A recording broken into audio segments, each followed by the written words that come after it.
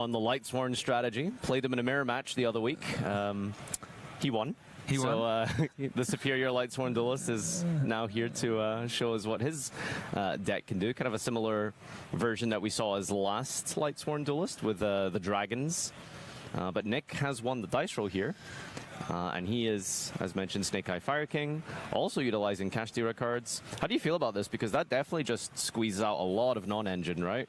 Yeah, I quite like having more. I mean, I quite like having more like engine cards in my deck if I can. So having different engines, having different ways to push through hand traps is quite cool, because the unicorn by itself is quite threatening. It's gonna cause some trouble for your opponent if they don't deal with it. So it's nice to have things outside of your normal push, I'd say. I quite like it. So he didn't add with unicorn, right? Because he already, I think he hard drew the birth, which he's discarding now, correct? No, that looks like another planet to me. Was that another planet? Yeah. Okay, all right. Yeah, now okay, now we're searching. Maybe it's playing around Droll or something? Yeah, this is quite common. You want to like use your most important search as your first one, if you can. So Nick deciding that he would rather... I mean, well, it doesn't actually matter. On the field spell, actually, so... Yeah, okay, yeah, I don't so really we're going to see the Draco's hack line here. Turn one.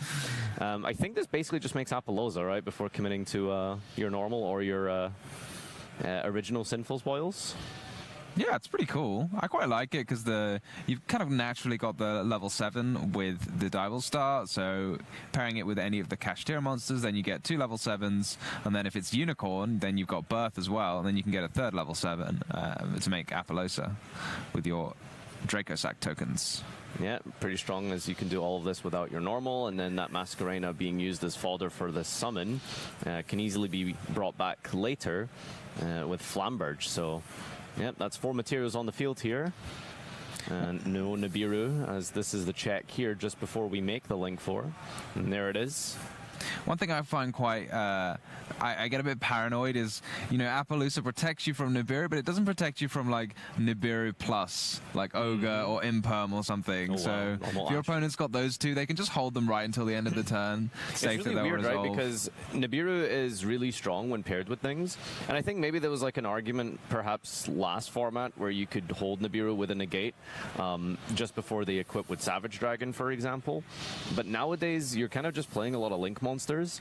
So holding the Imperm to then chain Nibiru to Apollousa or whatever, I don't know how much I really like that anymore, because you still cycle through your deck so much that waiting until the end doesn't feel like you've actually hit that choke point in the same way that you would with a full field of negates, for example.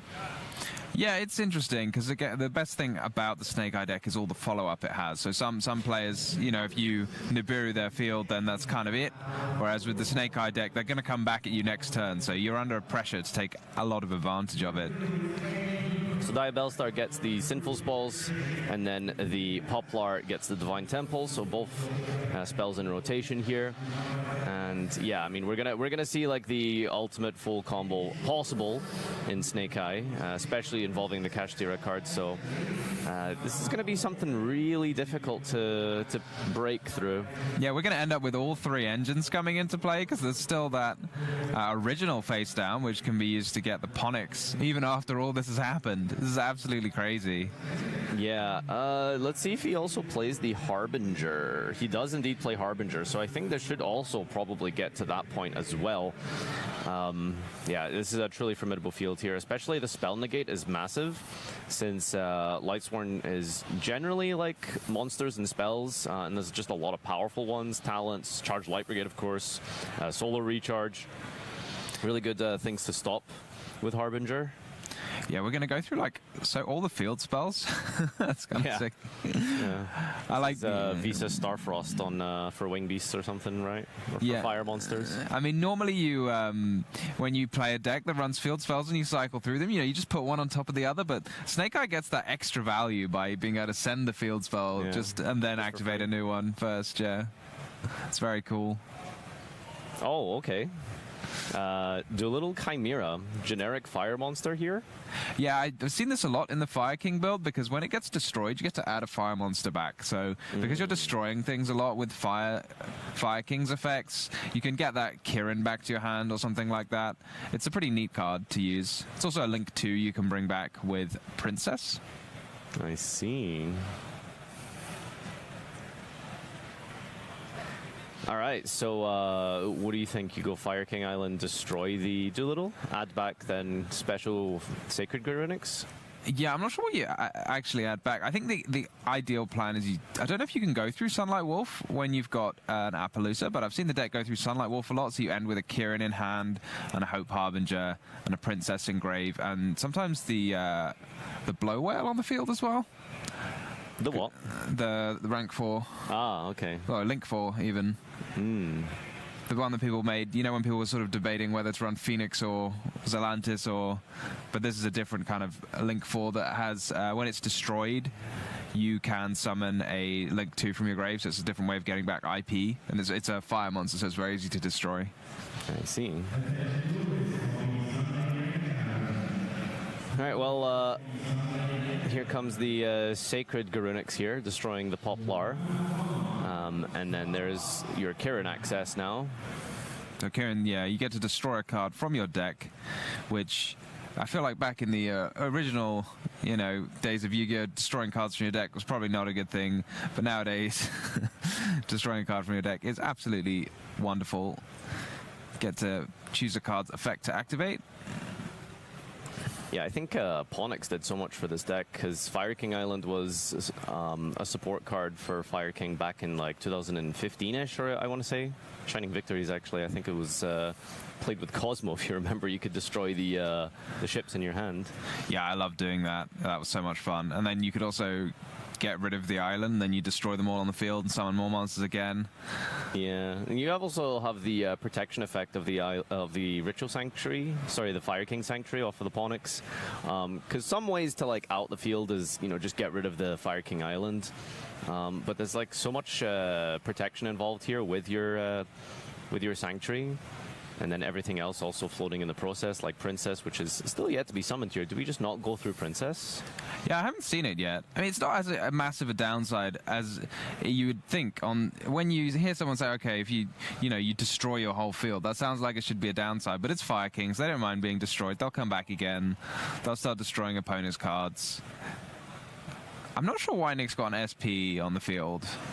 Yeah, I was going to say we might be lost in the sauce right now because I feel like that's something you want to end on, and we have to commit a lot here just to get into our Princess to bring back. We've already resolved the Flamberge, correct? Yeah, I think so. I mean, sometimes when you have too much stuff and you haven't quite mapped it out beforehand and you're not doing the standard like one card combo, you can get a bit confused as to what's what. It's a doubly linked Nightmare Phoenix there. You gotta love it. Oh no, we're just gonna link away the SP Little Knight. Is there a way to retrieve it? Gonna extra link our opponent. Maybe we can scale the SP. Yeah, you don't get the on summon effect, but yeah. I mean, Poplar has to scale a fire monster. Sekai Diabellstar to scale Poplar, okay. Yeah, fire locked as well here, so going up into Phoenix probably? No, I think this might be the Whale. Oh, you play Whale in this version? Yeah, all right. Yeah, it synergizes really nicely with the Fire King That's fair. cards. So this Appaloosa is also indestructible by battle, which is really strong, because being able to just normal summon an attack over is usually a way to out a low material Appaloosa. But with the Nightmare Phoenix co-link to it, it's actually protecting it from battle here. Let's see if Graham actually attempts to play through this. I mean, if your opponent does like full combo like this, you know, we talked about like potentially hiding information. Yeah, this is like super mega full combo, isn't it? But on the other hand, like, if you're playing a Lightsworn deck, you're probably not playing that many hand traps, so...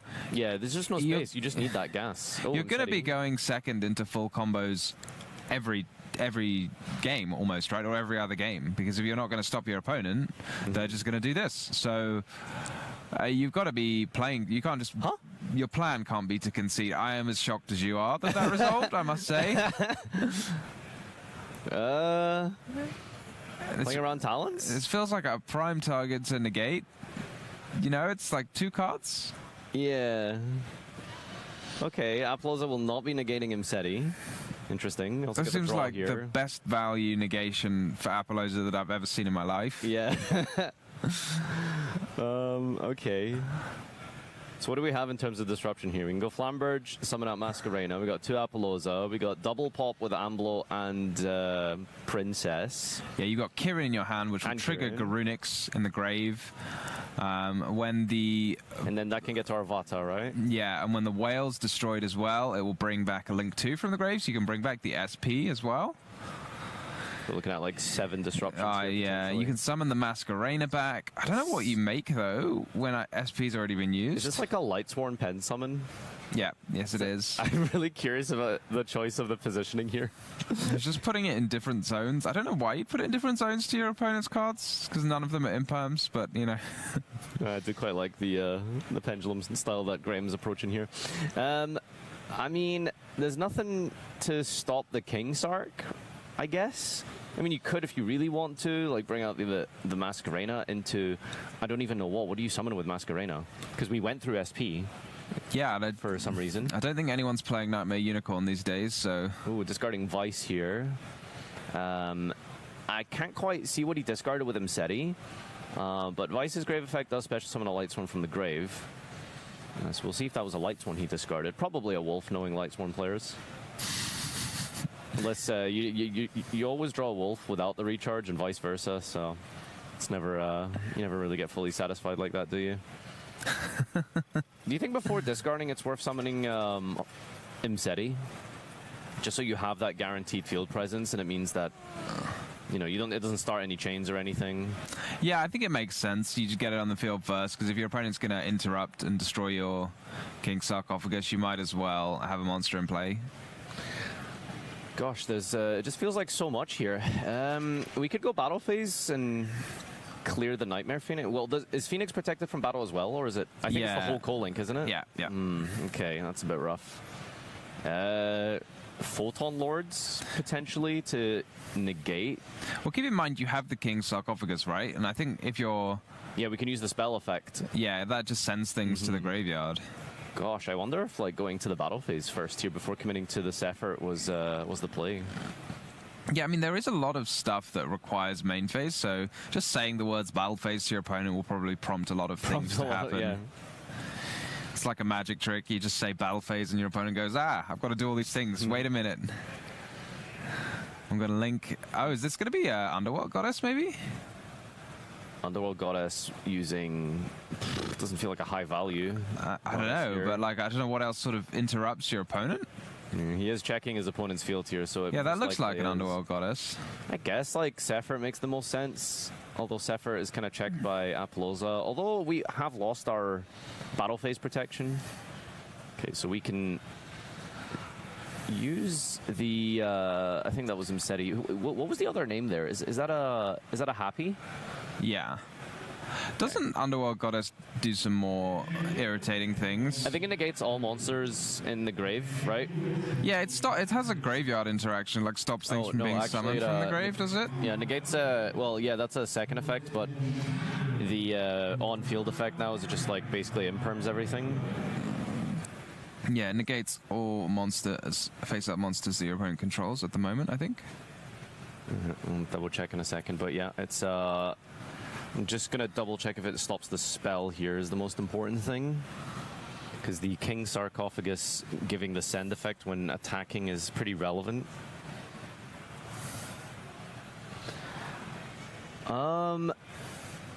This feels like a huge overuse of our resources for essentially like 3 cards, right? Like we got a King Sark, the discard, and the Sephir.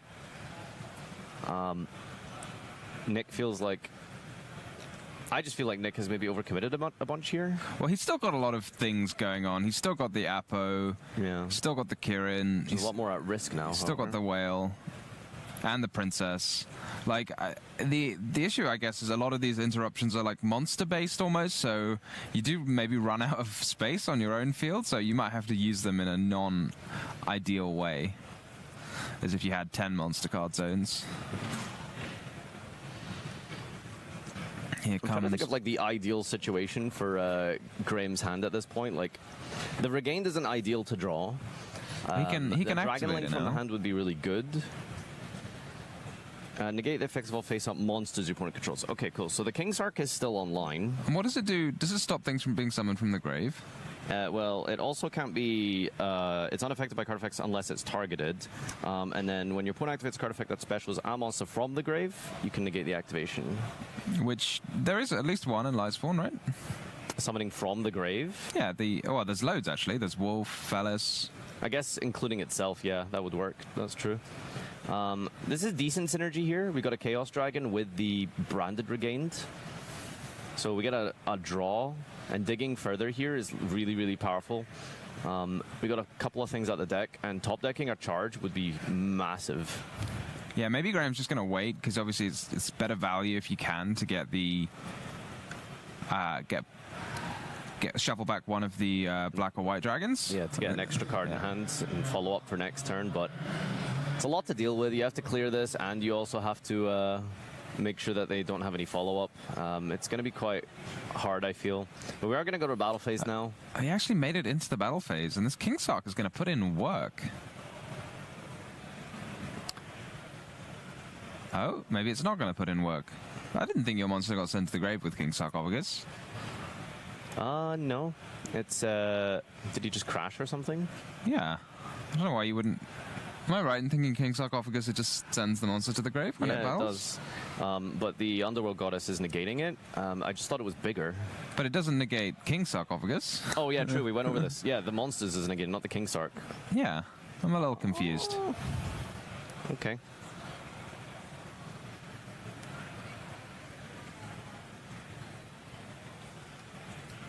Graham looking like he's in main phase 2 now. Hovering over that SP. It's always a little sad to make SP without being able to use the banish effect on the summon. But needs must, I suppose. What did he make this with? The two Wyver dragons, Burster? the Safer and the Wyver Burster. I feel like he should have made Striker Dragon Yeah, first. I was going to ask, is it common everyone runs Striker Dragon? I do. Because it's just because then your Chaos Dragons allow you to make Hieratic Dragon with essentially one card. Yeah. And you would have got the bonus banish effect here, and you can banish Fire King Island because I don't believe Sanctuary protects from the banishing your field spell. No, that's right. It doesn't. And if you banish Fire King Island, you pop the whole field.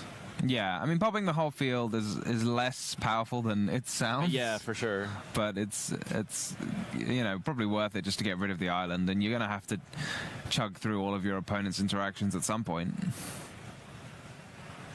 Okay, we're activating Princess now on the summon here. We're going to go and destroy the our own Ash and the Collapse Serpent here. I'd love to be able to check a couple of conditions here, because I'm wondering if we can,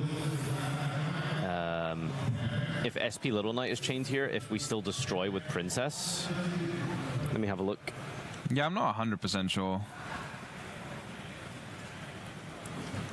I'm guessing not, because Graham's activating Little Knight, targeting Ash and itself.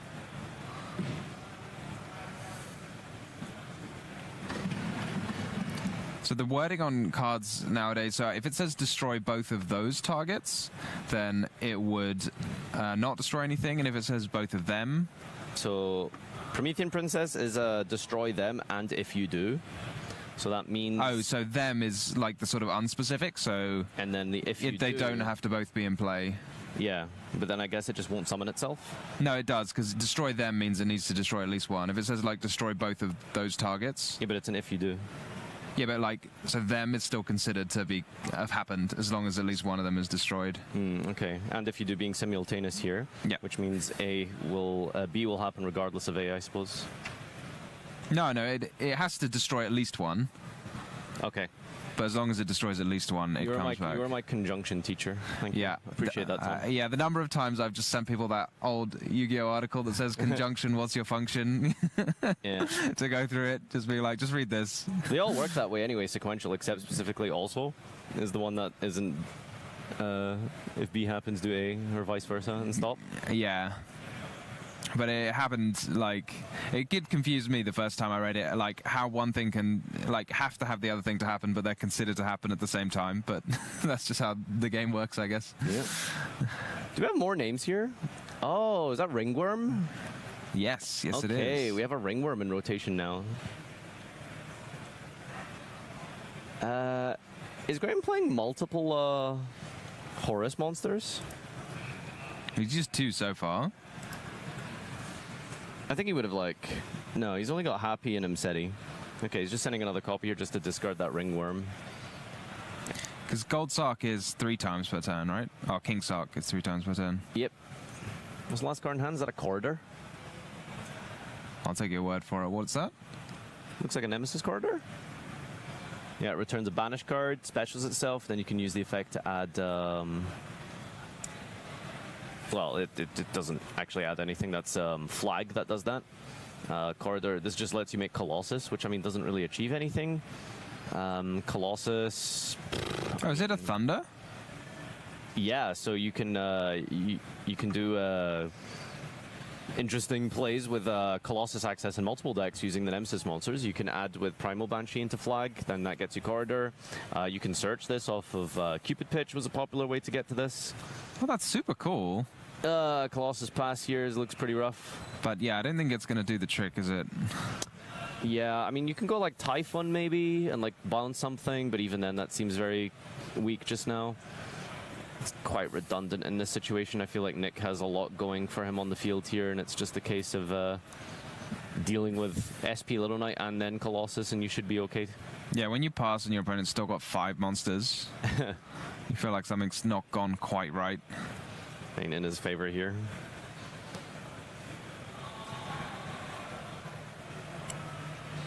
Is the Nemesis corridor a fire? No, Corridor is a wind. Oh, okay. Maybe he's just making heater to clear a bit of space. Yep. And the Flamberge is a very clean out to basically anything, but in this case it's nice to out Colossus. Colossus used to be an absolute tyrant, and now it's just like, Flamberge, I'll just put it away. You know, it used to be so difficult to get rid of. But now you're just like, yeah, I'll just put it in the spell and trap card zone, no biggie.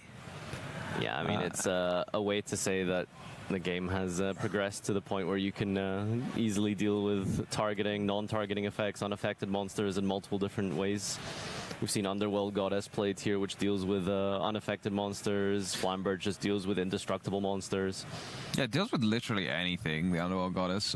Yeah, I mean, that's why Snake Eye is so powerful, right? It's just a Swiss Army knife that can handle almost any and all situations quite easily, just off of pure engine pieces, so that's why it's really strong that way. So we try to dodge with SP Little Knight here off of the Flamberge, but it's not really going to matter too much as we still go to the battle phase. SP Little Knight remains on the field. We attack over. There should be enough damage on the field here, I believe, right? Yeah, I'm assuming Nick's done the maths. I mean, even if it's not game, like, you've just got so much still. Well, I suppose, like, you've used quite a significant portion of your extra here, but this is more than enough. Is there something we're missing here? Is there a Necrogarna discarded off of King Sark at some point? Oh, a Saronir draw. Okay, that's actually huge. We do get to live one more turn here. Nick has actually progressed through the extra deck quite a lot, so there isn't too much to actually end on anymore. But banishing to send... Yeah, I mean, this can happen, right, when you've just gone through your whole extra deck. Yeah. In the damage step, we get to Saronir send the Lebellion from the deck to the grave. We can't really use it unless we draw another Bestial. A Magnemite would have been crazy there, I suppose, but it is what it is. So we could go into Dragonling on the next turn. I think we're out of cards, but on the positive side, we have King Sark that's face up, which means that all of our Horus monsters are alive for the next turn. So bringing those back and doing some kind of like rank 8 play, or just clearing a bunch of monsters with the King Sark itself will be quite strong. So Nick has to try and navigate into a way to actually prevent Graham's follow-up here. Yeah, I'm interested to see what's left in his extra deck to deal with. Yeah, like what can you actually make here? I mean, I think you can like... He's looking at Selene, Phoenix. I don't know. You still, to be fair, there's still a lot going on here. You've got Princess for next turn, Ambler Whale, Phoenix. You got the Flamberge coming back. Yeah, the Fire King Island is gonna get you into a Kirin or something if you need as well. There's still a lot here, which is a little concerning time-wise. I feel like maybe Graham's in a situation where it is better to just call this one here and then try and win game 2, because then he has to go to game 3, and that's going to feel kind of rough with not a lot of time left on the clock here. He is down to no cards, isn't he? Yeah, I think so. But, you know, give up. He's got that second hand. We've got Dragonling coming off the top of the deck here, trust me. I mean, we've got multiple things coming off. Nick's still going. He's using the island. Not sure what other cards he wants. Oh, you can destroy Kirin from your hand. If you destroy Kirin from your hand, that will destroy the King Sock, but he's chosen not to do that, so he can hang on to the Kirin in his hand. I think you really do need to get rid of King Sark here. That seems like... well, when it's like the only thing your opponent's got left, it makes sense to destroy it if you can. Oh, but you can do it anyway with the Garunix. If he's got another Kirin in his deck. Or maybe make a Hope Harbinger. I don't know, there's so much going on. Yeah, Hope Harbinger doesn't really alter either. Does it negate spell activations, or spell you can destroy effects or activations? Okay, so this is where the this is where things are rough now, because this was your only follow-up. Banishing with Regain to get another draw, get a Dragonling. Well, he's got a Seyfert in his grave to get Lubellion back. Yeah, okay, so you can go add Lubellion, and then Lubellion can get a Magnamut, and then that doesn't do much. What is Nick, like, I don't know what his plan is anymore. He's just summoning, he just wants an achievement, you know, just to summon his entire extra deck. There's like 3 cards left in there. I think there's like 1.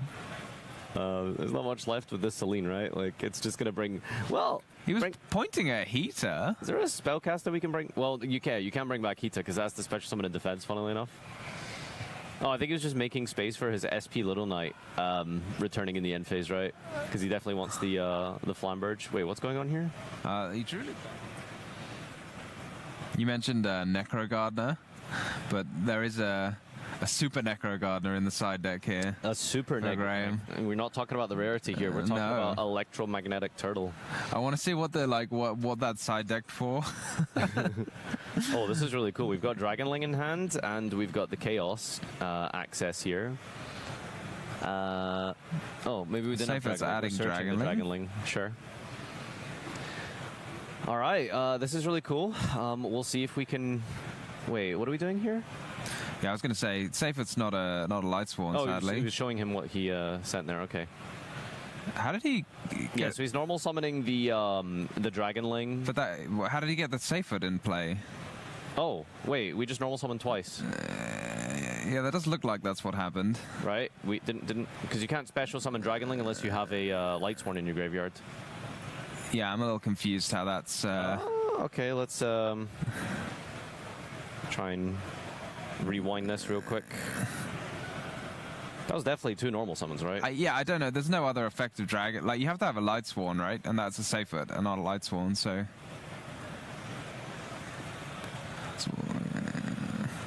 So we'll just check. Oh, I think the judge has just caught it now. So we're just going to go back for a second.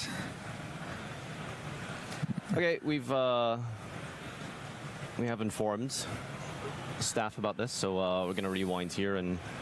Maybe with the next master rule, you'll get 2 normal summons. I think... But not yet. I believe you should have 1 normal summon per main phase. Oh, exciting! Give going second a little bit of a boost. But what if you're running? Do you still get your second main phase if you're running Runix? No, that deck is trading -1 battle phases instead. Yeah, but do you? I'm not actually sure of the rules of like whether you get a main phase 2 if you skip your battle. Do you get a main phase 2 if you skip your battle phase? No, it goes straight to end phase. It does. Okay. Yeah. Because you need to be able to enter your battle phase to get a main phase 2. Yeah, I mean, it's never like relevant because there's never a reason to have your main phase 2 except for Nadir's funny idea of having 2. There's some cards that activate main phase 2 only, isn't there? Yeah. Is there? Maybe. I'm sure there is. Yeah, you can run. There's a couple of old cards that skip your opponent's main phase 2, or skip your opponent's main phase 1. So maybe we should side that against Runic. By the way, we've passed on a Collapse Serpent in defense. Do you think he's not running Striker Dragon? Let's have a look, actually. That must be the case, right? Because otherwise, if you had Striker Dragon, you could just link... Zombie, Infernal Blade, Banshee, Chaos. Yeah, he's actually not playing a Link 1 Dragon. That's rough. Oh, no. Because making Striker Dragon... I think he's got the stream jitters, unfortunately. Look at that powerful hand shuffling. I'm never going to let him live this down. I'm going to bring this up at locals every week. Graham, what are you doing? It's the rules of being on the stream. Yeah, it is what it is, unfortunately. Your friends are locals are watching at home. But yeah, I think Nick is in a pretty good spot. It shouldn't be too hard to fight through this. We've got Fenrir plus Ashe and, well, nothing dramatic has to happen now. Lightsworn is not really renowned for playing too many hand traps. Graham is citing Nibiru. Probably not a card you play going first. This isn't far off 8,000 on the table, just right? by itself. Yeah, you just activate... I mean, if the Poplar was in attack mode, it would be 8,000 for sure. Has Lightsworn won a game on stream? Like a game? A game? Did it lose 2-0 to Melodious? I think it got too old, right? I can't remember. This is so unfortunate. And it definitely didn't in our little feature, so... Oh, wow, yeah, you're right. It's lost 3 times this weekend. At 0-5 in games. I'd like to apologize publicly to the Lightsworn community. Your legacy is being destroyed. Legacy of Destruction, yeah. Yep. Well, it was Light of Destruction, the original set, right? And the new one is Legacy. Yeah, that's where we got the Lightsworn support with Dragonling, which we haven't seen resolve, I think. The special summon effect, anyway. But actually, I did it against you. That card is so good. It's just unfortunate we didn't draw it. I'm trying to think what he could have done differently here, because he had to normal summon this effort to get access to the baby dragons. Well, he added Dragonling. Yeah, he added Dragonling because I guess he thought like Dragonling can summon itself if you have Dragonling in the graveyard. But I mean, I guess it depends what was in his hand. Otherwise, we'd have to know. Oh, he didn't banish the Collapse Serpent. We're going for the Flambird scale instead. It doesn't really matter. You have 17 different ways to do this, but I think getting rid of the Collapse Serpent completely is just better than scaling it, right? Yeah, probably. We are having a good time today, Nick. Just enjoying himself on the feature match. Yeah. Is this just game on the field right now? Diabell, Fenrir. I mean, Anima's 0. 25, 24, 30. That's not quite. I don't know how much Ponix has, actually. Is Ponix enough? Ponix for game is... Has Ponix got 100? Because it only needs 100. Well, it's smaller than an Almirage summoning condition, I know that. Yep, GG. There it is. All right.